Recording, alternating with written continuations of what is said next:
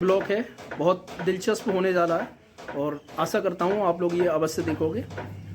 आइए चलते हैं अपने ब्लॉग की तरफ। जय श्री श्याम। आज मैं ऐसी शख्सियत से आपको मिलवा रहा हूँ जो खाटू श्याम बाबा के बहुत ही प्रिय शिष्यों में से एक हैं और एक नहीं 2 बार वो पैदल यात्रा कर चुके हैं अपने गांव से।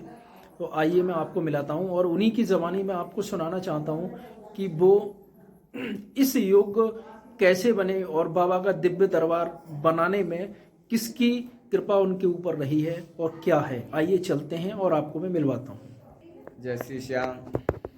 सभी भाइयों के लिए, सभी श्याम प्रेमियों के लिए जय श्री श्याम। राधा रानी की कृपा आप सभी पर बनी रहे। आज हमारे संदीप सक्सेना जी हमारे यहाँ दरबार में आप पधारे हैं। काफ़ी विनती करने पर ये आज हमारे यहाँ बड़ा आए हैं, तो हमें बड़ा सौभाग्य है कि ये आज यहाँ पधारे और इन्हीं के माध्यम से आप तक हम बात अपनी पहुँचा सकते हैं। तो ये हमें पहुंचाने में तो खैर यहाँ तक ये बस इसी की मेहरबानी है। कैसा पहुंचाया, क्या किया है, ये जाना है कि इसी के मार्गदर्शन पर ही हम चलते हैं और ये जो मार्गदर्शन बता देता है उसी मार्गदर्शन पर हम चलते रहते हैं। जैसे इसकी जो बुद्धि देता है चलाता ये है, चलना इसके सहारे से है। जैसा ये मार्गदर्शन देगा वैसे ही चलते रहते हैं, नई अपनी तरफ से बुद्धि को ही लगाते हैं।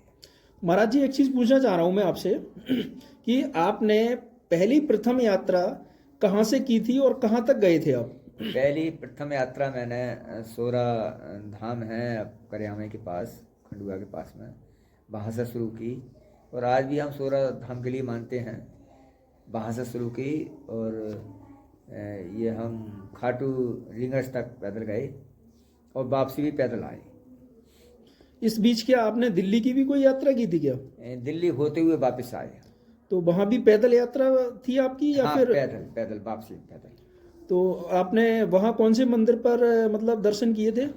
एम्स के पास में एक लक्ष्मी नारायण मंदिर है, उसके पास हम रुके थे।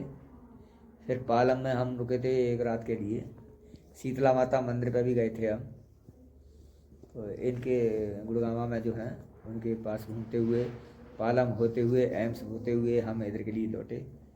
और स्नान ध्यान सुबह के समय हमने जो लक्ष्मी नारायण मंदिर है एम्स के पास उसमें रुके थे।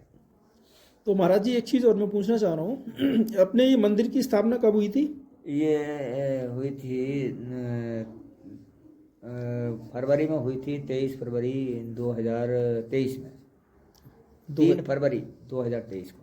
3 फरवरी 2023 के लिए इसकी नी का पूजन हुआ था। नी का पूजन हुआ था इसका। हाँ।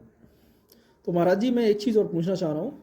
आपके जो बाबा का दरबार यहाँ सजा हुआ है, तो वो भक्तों के लिए कुछ आप कहना चाहोगे जो कि बाबा की कृपा उनके ऊपर बनी रहे? भाई, भक्तों की ही तो कृपा है जो दरबार सजा हुआ है। नहीं, हमारी तो कोई औकात नहीं है हम दरबार सजा सकें और बैठ सकें। कि भक्तों का ही आशीर्वाद हमारे पास है, इसीलिए ही हम थोड़ा सा इससे बाबा से मिल पाते हैं, भक्तों के आशीर्वाद से ही। और भक्त के बिना तो भगवान भी अधूरा ही है। जहाँ भक्त हैं वह भगवान होगा, जब भगवान है वह भक्त होगा। दोनों का एक दूसरे से बहुत घनिष्ठ संबंध है। दोनों में से एक चीज़ अगर छूट जाएगी तो समझ लो ये दोनों गाड़ी के पहिए हैं। भक्त के सामने अगर भगवान नहीं हुआ तो भगवान बेकार, और भगवान के सामने भक्त नहीं हुआ तो भक्त बेकार। तो महाराज जी, द्वितीय आपकी जो यात्रा हुई थी वो कहाँ से हुई थी? द्वितीय यात्रा हमने यहाँ से शुरू की और सोरा धाम होते हुए हम दहगमा से स्टार्ट की खासकर। तो अच्छा, दहगमा से स्टार्टिंग हुई थी। तो और कुछ श्याम भक्तों को कुछ कहना चाहेंगे? यहाँ तक मंदिर पर आने के लिए आप पूरा एड्रेस अपना बताएं, कैसे कैसे अगर श्याम भक्त आपके दरबार पे आ सकते हैं? ये बदायूं डिस्ट्रिक्ट है और रघुनाथपुर पीपरी ये गांव है। ये कौन सी तहसील में पड़ता है? तहसील बिलसी पड़ती है, थाना उंगैती पड़ता है। उंगैती के जस्ट बराबर में ही गांव है, ये 2 किलोमीटर हट गए। तो आप लोग देख सकते हैं, ये मेरे परम पूज्य गुरु महाराज जी हैं एक, और भूरे भाई, उनके पास में मैं दर्शन करने के लिए बाबा श्याम के आया था। और मेरे परम मित्र भाई भी हैं ये, और मुझे बहुत अत्यंत खुशी हुई क्योंकि मेरे से कई बार फ़ोन करके भी कह चुके थे, लेकिन बाबा की जब तक इच्छा नहीं होती है दरबार में कोई किसी के में नहीं पहुंच पाता है। तो बस मैं सभी श्याम भक्तों से ये कहूँगा, रघुनाथपुर पिपरी एक बार आएँ और बाबा के दर्शन करें, और भूरे भाई के जो दिए गए सुझाव हैं उनको देखते हुए अगर हम और आप चलते हैं तो बाबा की असीम कृपा हमारे और आपके परिवार पर बनी रहेगी। सभी श्याम भक्तों को जय श्री श्याम। जय श्री श्याम।